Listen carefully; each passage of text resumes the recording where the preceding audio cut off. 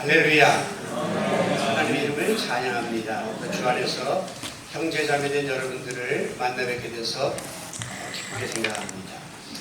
제가 68년 동안 대한민국의 국민으로 살면서 국회를 처음 마당을 밟아봤습니다. 우리가 국회를 민의의 전당이다 이렇게 부르는데요, 가끔의 여러 국가의 상황을 보면 국민 한 사람으로서 늘 마음이 무겁고 불편합니다. 그나마 6.25 전쟁 74주년 기념 구국기도회를 국회에서 모이게 된 것을 감사하게 생각하고 또 위안을 받습니다. 이 유엔 가입한 국가들이 지금 193개국이라고 하는데요, 그 나라 중에 동족끼리 전쟁을 현대사 속에서 치른 나라가 몇이나 될까, 5 정도밖에 안 되는 것 같아요. 그런데 불행하게도 우리 민족은 3년이라고 하는 세월 동안 피리pit이 나는 동족 상잔의 전쟁을 치렀습니다. 그리고 여전히 남북이 나누어진 채로 서로 총칼을 맞대고 적대시하는 세계 유일의 분단국으로 남아있다고 하는 사실이 날마다 우리의 마음을 아프게 하고 있습니다. 오늘 우리는 이 국제법상으로 엄연히 휴전 상태인 아직 끝나지 아니한 6.25 전쟁을 기억하면서 이 전쟁과 분단으로 일그러진 사랑하는 조국 대한민국을 하나님께서 온전하게 회복시켜 주시기를 간구하는 마음으로 이 자리에 함께 모여 기도회를 드리고 있는 줄로 믿습니다.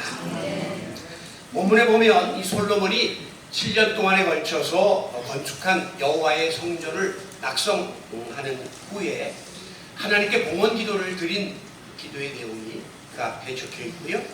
그러자 이제 하늘에서부터 불이 떨어지면서 쌓아놓은 번제물과 제물을 다 살라버렸습니다. 그리고 성전 안에 거룩한 하나님의 영광이 임하면서 하나님께서 솔로몬에게 약속하신 내용의 말씀이 오늘 본문에 기록되어져 있습니다. 12절, 내가 이미 내 기도를 듣고 이곳을 택하여 내게 제사하는 성전을 삼았으니. 13절, 혹 내가 하늘을 닫고 비를 내리지 아니하거나 혹 메뚜기들에게 토산을 먹게 하거나 혹 전염병이 내 백성 가운데 유행하게 할 때에, 즉 이스라엘 백성이 극단적인 어려운 상황에 자연재해든 전쟁이든 여러 가지 위기에 노출되었을 때에 다음과 같은 자세를 지니기만 하면 하나님께서 내가 그 땅을 고쳐주시겠다, 그렇게 약속하셨습니다. 고친다라고 하는 이 말씀의 뜻 속에는요, 위기 상황에서 벗어나게 해주시고 표준 세번역에 보면 번영을 주시겠다, 그렇게 약속하신 것이에요.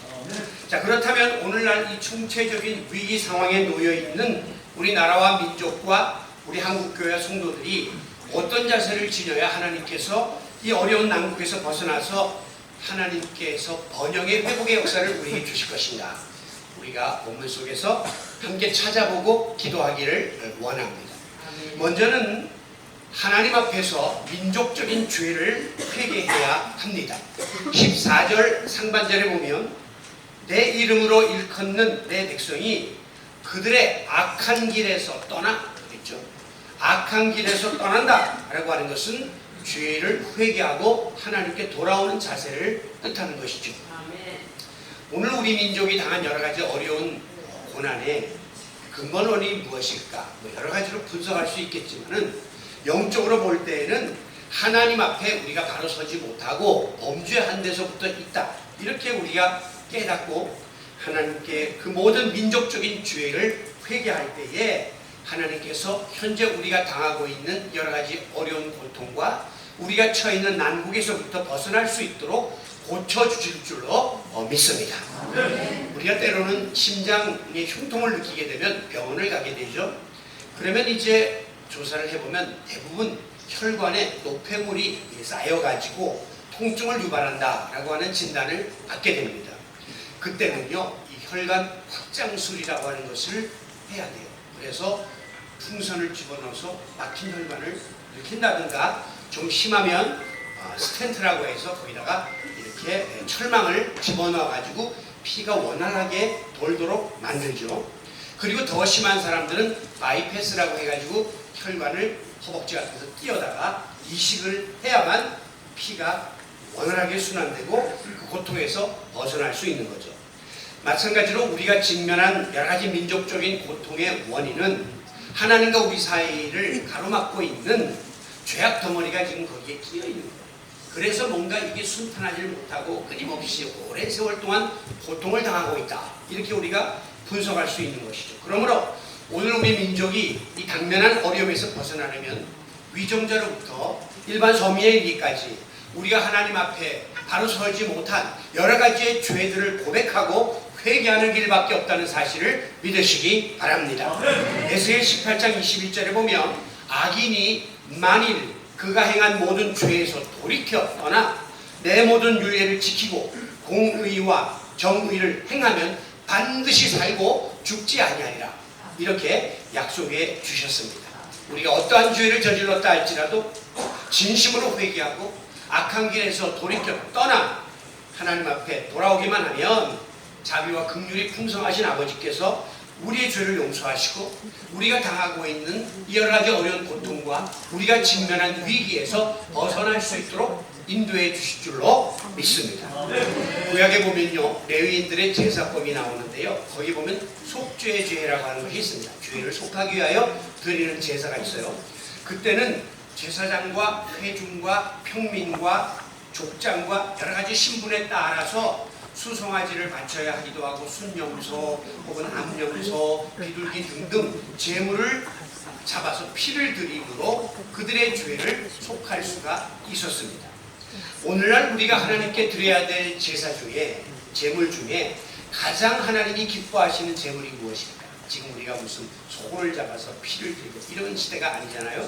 저는 그것이 바로 통회 자복의 눈물이라고 생각합니다. 이 눈물 어린 제사, 눈물은 아무나 나오는 게, 아무 때나 나오는 게 아니에요. 정말 진심으로 자기 마음속 깊은 곳에서 하나님께 회개할 때에 나 스스로도 감당할 수 없는 그 아픔과 슬픔에 산물로 눈물이 떨어지면서 하나님께 기도하는 거거든요. 바로 그와 같은 정말 진심 어린 제사를 하나님 앞에 우리가 회개를 통하여 올려드릴 때에 우리 하나님께서 우리의 기도를 들으시고 하나님과 우리 사이에 막혀있는 그 모든 죄악의 덩어리들을 풀어버리시고 하나님과 우리 사이가 형통한 자리에 나가게 될 때에 이 모든 문제가 풀어지는 놀라운 축복이 임하게 될 것입니다. 여러분, 성 어거스틴이라고 하는 분의 이름을 많이 들었죠. 그는 14살 때에 사생아를 낳을 정도로 방탕한 사람이었습니다. 어느 날 하나님 말씀 앞에 그가 꼬꾸라져요. 그리고 죄를 깨닫고 회개한 후에 그는 급기야 성자의 반열에 동참하게 됩니다. 그 후에도 그는 성자가 되었지만 수시로 욕망이 자기 마음속에서 꿈틀거릴 때마다 너무나 괴롭고 고통스러운 나머지 자기의 팔뚝을 물었더라. 그러면서 회개의 삶을 살려고 했었기 때문에 그는 오늘날 존경받는 성자가 된 거예요. 우리 종교개혁자인 마틴 루터는요, 자기의 죄가 얼마나 크고 더러운지를 깨닫게 되었을 때에 수시로 밀려드는 그 죄책감과 고통을 이기지 못해서 막 힘들어하다가 정신을 잃고 실신할 정도로 죄에 대해서 고민하고 아파하고 철저한 회개를 했다는 거예요. 여러분, 우리 신체 부위에 어떤 병균이 침투하고 그래서 곪게 되면 우리가 그게 아무리 부끄러운 부위라도 그대로 의사 앞에 가서 상처를 드러내고 그리고 수술을 받아야 해요. 아이고, 내가 이거 부끄러워, 창피해, 그냥 내가 알아서 하지 라고 방치하시면 점점 그 부분이 썩어가지고 마지막에는 절단하거나 사망에 이르게 되는 겁니다. 하물며 우리의 영혼 속에, 우리의 심령 속에 지금 더러운 죄악의 바이러스들이 침투해서 우리의 정신세계가 썩어가고 영적인 세계가 썩어가는데 우리가 이것을 숨기거나 내 스스로 해결하려고 해서는 안 돼요. 우리의 영혼의 치료자이신 주님 앞에 나의 모든 것을 내어놓고 회개해야 하는 것입니다. 그래야 할 때에 치유하는 손길을 지니신 강하고 능하신 하나님의 손이 우리의 죄악의 고통의 고름을 깨끗하게 짜내어 주심으로 진정한 치유와 회복의 은혜를 허락해 주실 줄로 믿습니다. 여러분, 오늘 우리가 신앙생활 꽤 오래 나름대로 하면서 이 회개에 대한 고민거리가 있다면 그것은 죄가 마음으로는 깨달아져요. 그리고 입술로는 고백이 돼요. 그런데 막상 이 죄악의 자리에서 벗어나지 못하는, 즉 회개에 합당한 열매를 우리가 맺지 못해서 지금까지 이렇게 고민하며 살 때가 얼마나 많은지 모릅니다.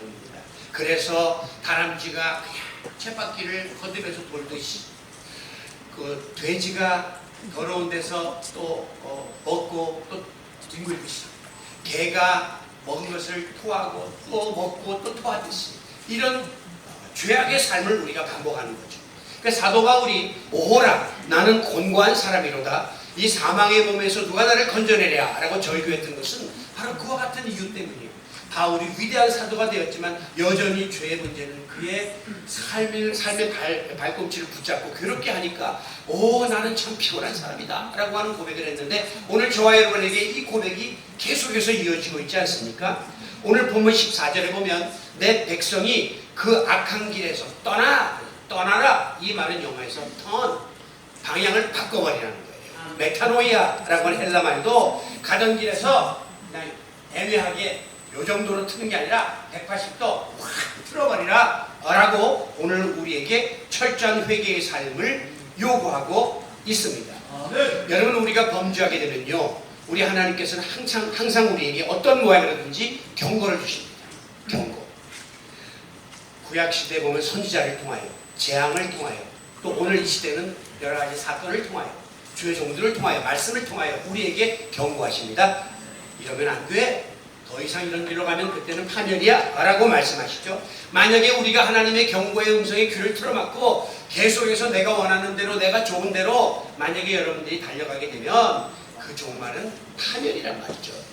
아마 제 생각에는 이 국회에도 비행금지 구역일 거예요. 비행기가 이 상공에 못 든단 말이죠. 용산 같은데 대통령이 이런 데는 비행기가 못 들어오게 돼 있고 그 옥상에는 다 방공포가 있습니다. 그래서 만약에 여기 정체불명의 비행기가 뜨면 그때는 방공포를 막 쏴서 그 비행기를 격추시키는 거예요. 만약에 우리가 항로를 잘못 들어서 그릇된 길로 들어갔을 때에 어떻게 해야 합니까? 빨리 거기서 빠져나와야 되죠. 방향전환을 해야 되죠. 궤도를 수정해야 되죠. 그래야 폭격을 맞지 않을 수 있다는 것입니다. 오늘도 하나님 우리 민족을 향하여, 우리 한국교회를 향하여, 주의 종들을 향하여, 성도들을 향하여 여러 가지 모양으로 영적으로 깨어라 라고 지금 우리에게 수많은 사건 사고를 통해서 경고하고 계십니다.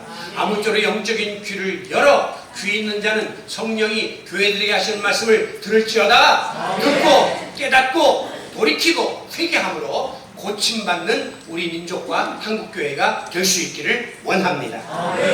두 번째 우리에게 필요한 것이 무엇이냐면 겸손한 자세를 지니고 낮아지는 일이에요. 14절 내 이름으로 일컫는 내 백성이 그들의 악한 길에서 떠나라 그랬죠. 회개하라 그랬죠. 그 다음에는 뭐 하라 그랬어요? 스스로 낮추고 겸허한 자세를 갖추라 라고 말씀하십니다. 그래야 내가 이 땅을 고쳐주겠고 회복시켜주겠고 번영토록 해주시겠다 라고 약속하는 것입니다.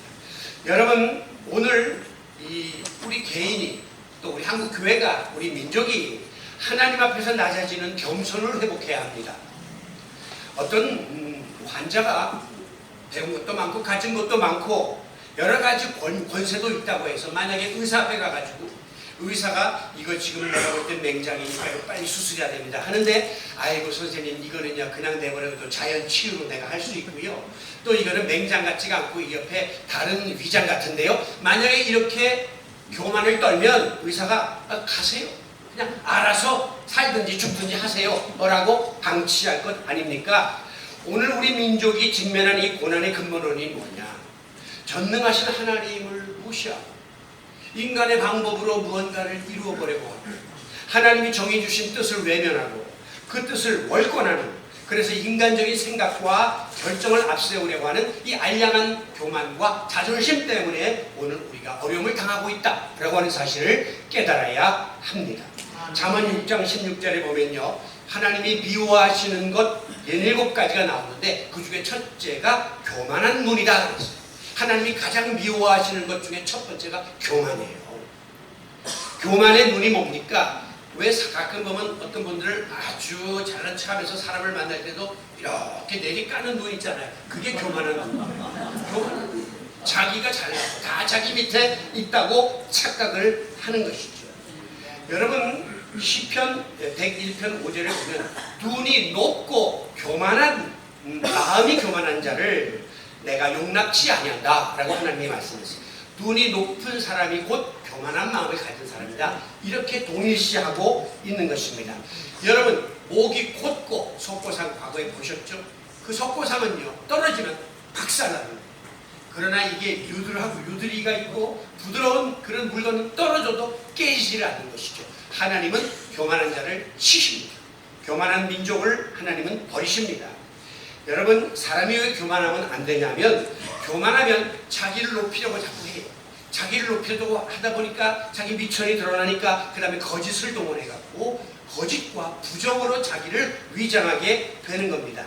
그리고 자기 도취에 빠져가지고 마지막에는 하나님에게까지 도전장을 내는 것이 바로 교만한 인간의 모습이에요. 바로 바벨론 탑이 그런 것 아니겠습니까? 하나님에게까지 도전장을 낸다는 거죠. 여러분 오늘 우리 민족이 처해 있는 이 고난과 혼란의 자리에서 벗어나기 원한다면 어디서부터 우리 민족이 잘못됐나, 우리 국민이 잘못됐는가 라고 하는 사실을 냉철하게 성찰해야 합니다.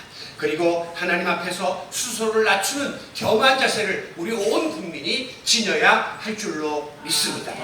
오늘 우리 민족과 한국교회는요 주제넘는 교만에 빠져 있습니다. 여러분 일제 식민지를 우리가 겪었죠. 동족 상잔의 전쟁을 치렀죠. 그런데도 불구하고 이 짧은 기간 동안에 이 경이로운 경제 성장과 또한 민주화를 동시에 이룩한 나라는 전 세계에 유일하게 대한민국밖에 없습니다. 자랑할 만하죠. 그러나 그것은 자랑거리가 아니라 감사거리가 되어야 합니다. 얼마 전에 대통령도 반도체와 자동차와 조선과 석유화학 등 핵심적인 제조업을 다 갖춘 나라는 전 세계에 손꼽을 정도다. 우리가 지금 그런 나라의 위치에 올라가 있다고 하는 것입니다. 여러분 실제로 금년도 GDP 순위가 우리나라가 세계 14위예요. 국가 경쟁력 20위예요. 군사력은 5위예요. US 뉴스 앤 월드 리포트라고 하는 곳에서 전 세계 190여 개 중에 가장 강력한 국가 순위를 매겼는데 대한민국이 6위에 지금 올라가 있습니다. 여러분 한민족 5,000년 역사 이래 가장 자유롭고 가장 풍요롭고 가장 번영을 누리는 시대가 바로 오늘입니다. 여러분 그러나 우리는 실제 지금 내면적으로 엄청난 중병에 빠져 있습니다. 이념적으로 갈라져 있고 지역적으로 갈라져 있고 세대가 갈라져 있고 지금은 젠더 갈등이라고 남자 여자까지 갈라져 가지고 싸움을 하는 세계 이런 갈등 국가가 없단 말이에요. 아무리 축복을 받고 경제적으로 외형적으로 훌륭한 뭐합니까? 여러분 겉은요 좀 이렇게 팔이 아프고 다리가 아파도 살아요. 100세 할 수 있어요. 그러나 속병 걸리면 그거 끝나는 겁니다. 오늘 우리 민족의 겉은 뭐 호화롭고 다 갖춰서 세계 상위권에 있다 하지만 속으로 병들어 있으면 이 민족의 생명은 끝나는 것입니다. 한국교회가요 지금 세계 교회 역사상 전무후무한 부흥을 짧은 시간 안에 이루었습니다. 지금요 세계의 선교사 파송 2위입니다. 선교 대국입니다. 전 세계에서 가장 큰 교회들 중에 5개가 대한민국에 있습니다. 그리고요 성경 배포율이 우리나라 1위예요. 신학생들 증가율이 1위예요.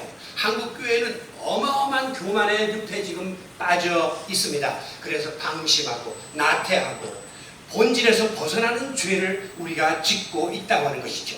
여러분 지금 이단과 유튜브를 통해서 일반적으로 교회를 싸잡아서 비난하는 이런 기사들이 꼬리를 물고 일어나지 않습니까? 이단이지만 그러나 바깥 사람들은 이게 교회에서 이런 짓을 한다 이렇게 생각을 하는 겁니다.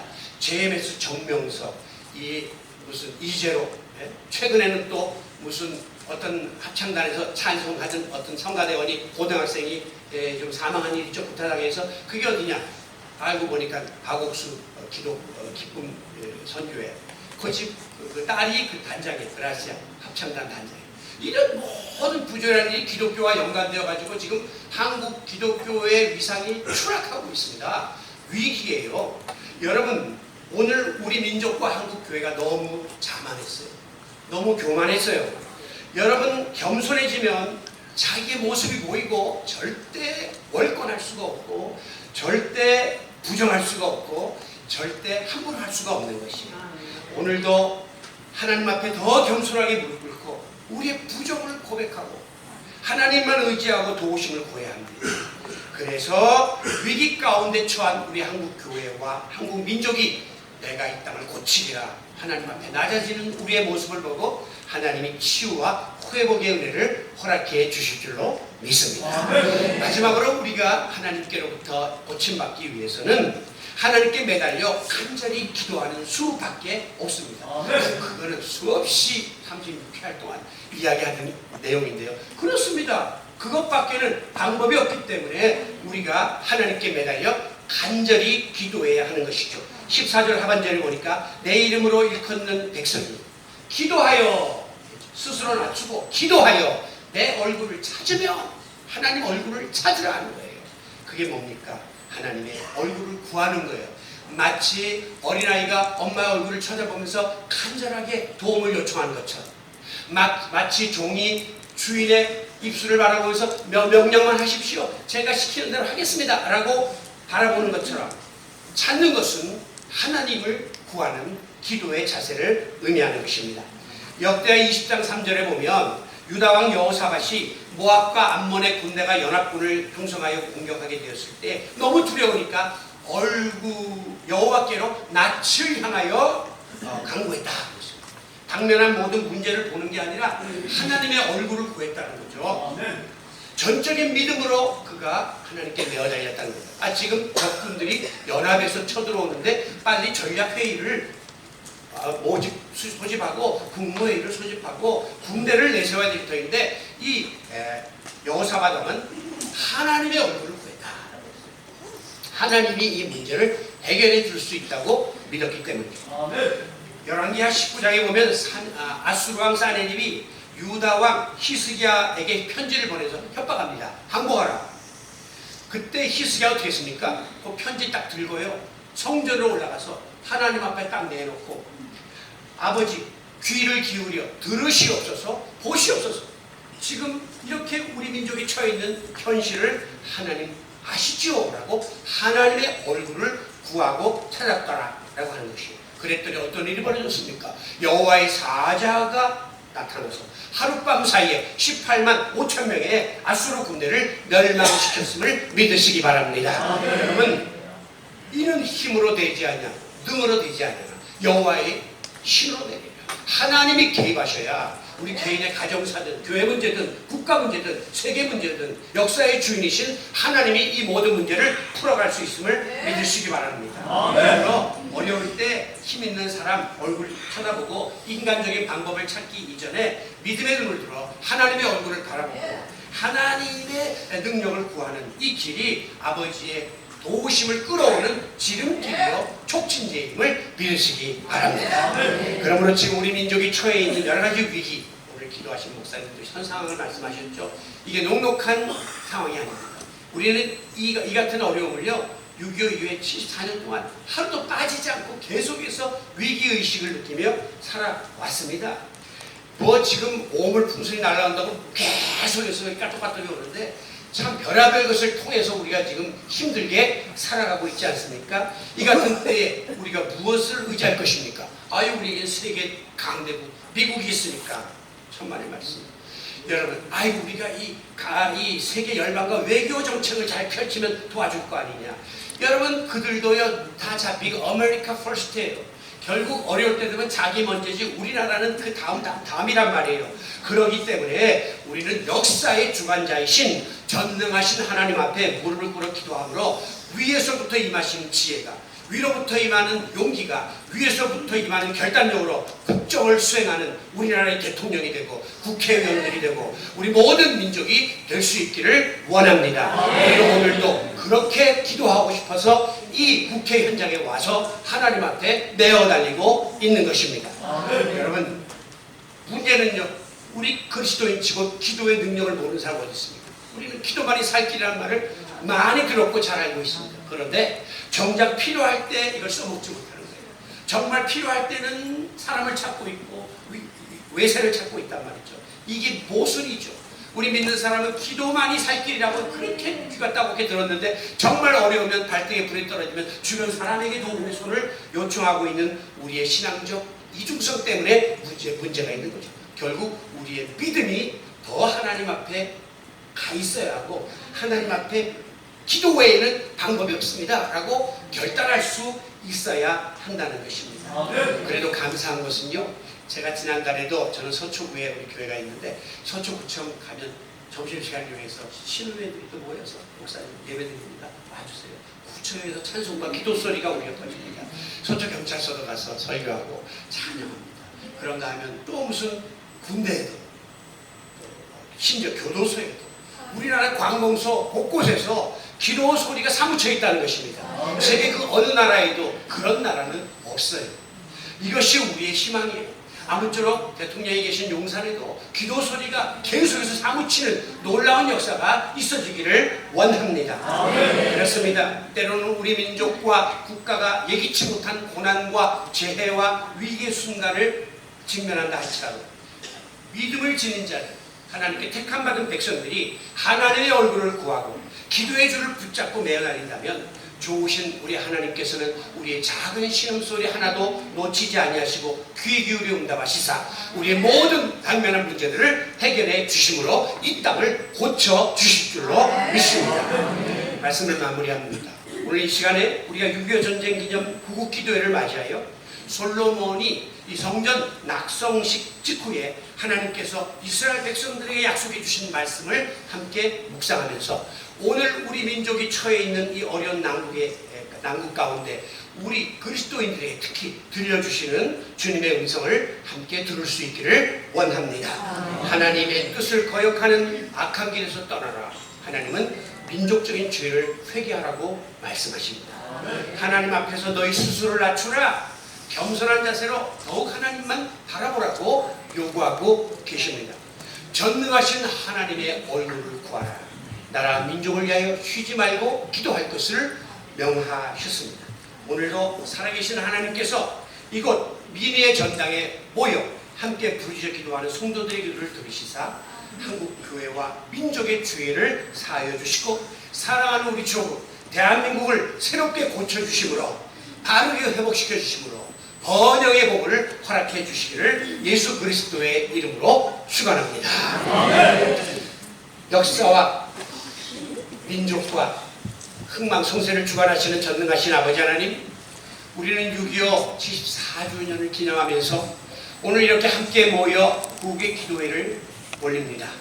하나님, 저희들의 기도를 들으시고 솔로몬에게 약속하셨던 것처럼 다시 한번 이 나라 이 민족을 새롭게 하시고 이 땅을 고쳐주시며 번영의 길로 인도하여 주시옵소서. 여전히 여러 가지 갈등과 반목으로 중병을 앓고 있는 우리 민족을 긍휼히 여겨 주시옵소서. 아버지 예수 그리스도의 사랑이 우리 민족 가운데 부어지게 하시고 복음으로 편만하게 임함으로 인하여 이 모든 어려움들이 치유되게 하시며 하나님이 예비하신 미래를 내다보며 비전을 가지고 함께 나아갈 수 있는 우리 대한민국 위대한 조국이 될 수 있도록 축복하여 주시옵소서. 바로 이 일을 위하여 아버지께 부름받은 우리 그리스도인들과 또 한국교회가 한마음으로 기도를 쉬지 말게 하여 주시고 하나님이 예비하신 놀라운 영광이 이르는 그날까지 주 앞에 나아가 영광 돌리며 사명 감당하는 우리 모든 그리스도인들 되게 하여 주옵소서. 예수 그리스도의 이름으로 기도하옵나이다. 아멘.